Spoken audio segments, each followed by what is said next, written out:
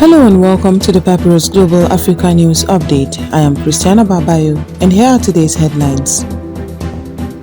Rwanda tightens border controls over deadly Ebola outbreak in DR Congo. South Africa Zoo elephant depression case heads to court. Somaliland to open first ever embassy in Jerusalem as diplomatic ties with Israel deepen. Royal Air Maroc boosts flights for World Cup fans ahead into the United States. Gunman kills 8 in assault attack before being shot dead by security forces. Nigeria-US airstrikes kill 3 senior ISWAP commanders in intensified northeast offensive. Kenya suspends nationwide transport strike after deadly fuel price protests. WHO rushes emergency aid to DR Congo as Ebola death toll climbs to 136. Opposition coalition challenges proposed constitutional reform in DR Congo.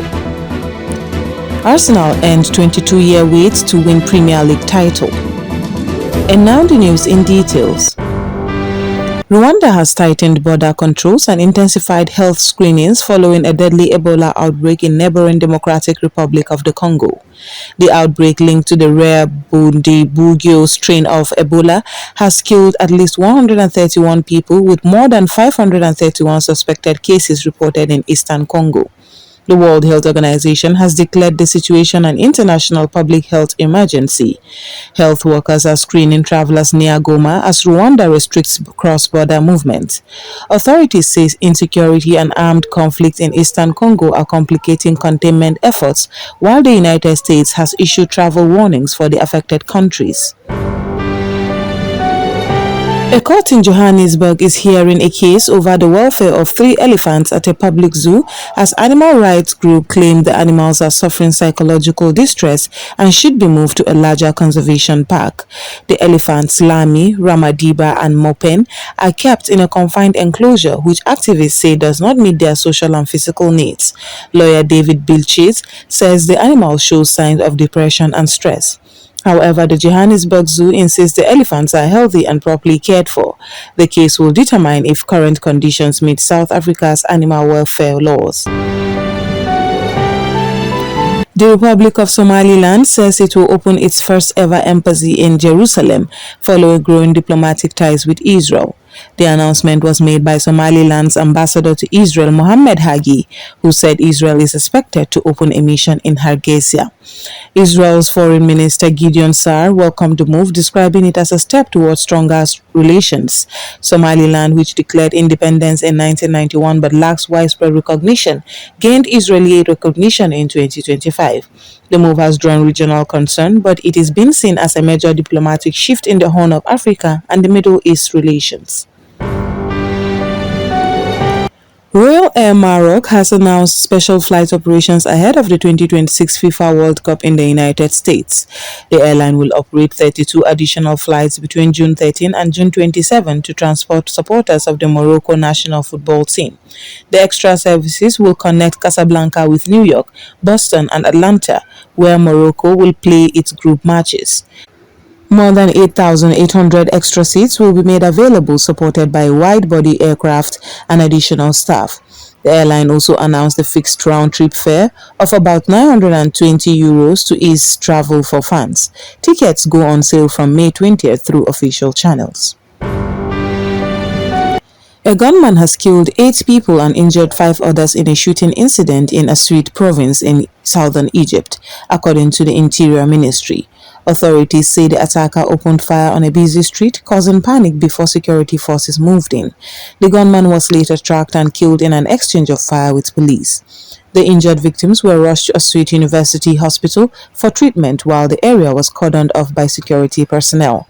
Officials say the suspect had a history of psychological illness, though investigations are ongoing to determine his motive. Security forces say the situation is now under control. Nigeria's military says joint operations with the United States Africa Command have killed 3 senior ISWAP commanders in renewed strikes in the northeast.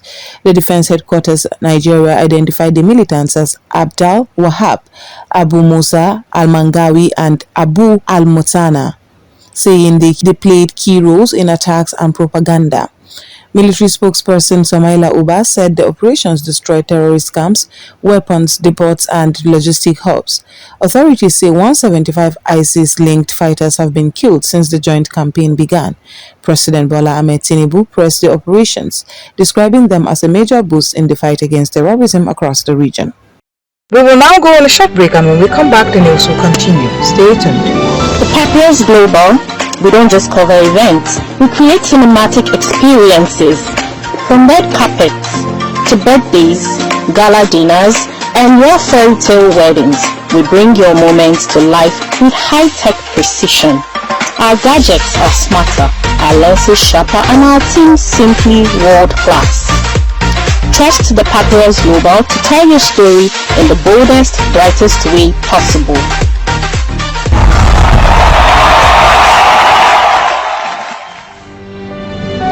Welcome back, and now the news will continue. Welcome back. If you're just joining us, this is the Papyrus Global Television Africa News Update.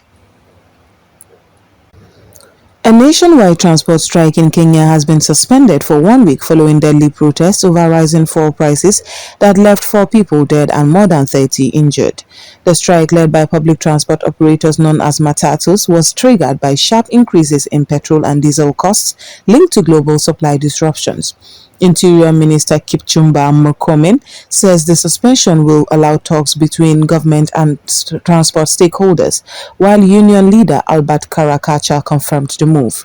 Authorities say 700 people have been arrested as security forces move to restore calm and prevent further unrest across the country. The World Health Organization says it is intensifying emergency response in Eastern Democratic Republic of the Congo after Ebola deaths rose from 136 with about 543 cases recorded. Health Minister Samuel Roger Kamba confirmed the figures as aid agencies delivered 12 tons of medical supplies to Bunia, the outbreak's epicenter in Ituri province. WHO says more than 40 experts have been deployed, while protective equipment and treatment kits are being distributed to frontline workers. The Bundinguyo strain has no widely available vaccine yet, raising concern over spread into neighboring regions. Officials warned insecurity and conflict are slowing containment efforts across affected regions. Opposition parties in the Democratic Republic of Congo have formed a coalition to oppose proposed constitutional reforms linked to President Felix Tshisekedi. At a press conference in Kinshasa, they accused the government of seeking to extend presidential tenure beyond the constitutional 2-term limit, describing the move as a threat to democracy. Opposition figure Nicholas Lenga called the proposal unconstitutional and urged citizens to defend the charter. The controversy follows Tshisekedi's remarks suggesting a possible referendum on constitutional changes and warnings that insecurity in the east could delay elections due to ongoing conflict with M23 rebels. Arsenal FC have won the Premier League title for the first time in 22 years after Manchester City FC were held to a 1-1 draw by Bournemouth. The result gives Arsenal an unassailable 4-point lead to the top of the table with 1 game remaining, sealing the club's 14th league title and first since 2004. Thousands of fans celebrated outside the Emirates Stadium as manager Mikel Arteta guided the club to a historic triumph after 3 consecutive runner-up finishes. Arsenal's last title-winning side was the famous Invincibles team of 2004, which completed the season unbeaten under former manager Arsene Wenger. And that brings us to the end of today's Africa News Update. Before we go, a recap of our main headlines. Rwanda tightens border controls over deadly Ebola outbreak in DR Congo. South Africa Zoo elephant depression case heads to court. Somaliland to open first ever embassy in Jerusalem as diplomatic ties with Israel deepen. Royal Air Maroc boosts flights for World Cup fans heading to the United States. For continuous coverage and breaking developments, stay connected with the Papyrus Global Television at papyrusdaily.com. I am your host, Christiana Babayu. Thanks for watching.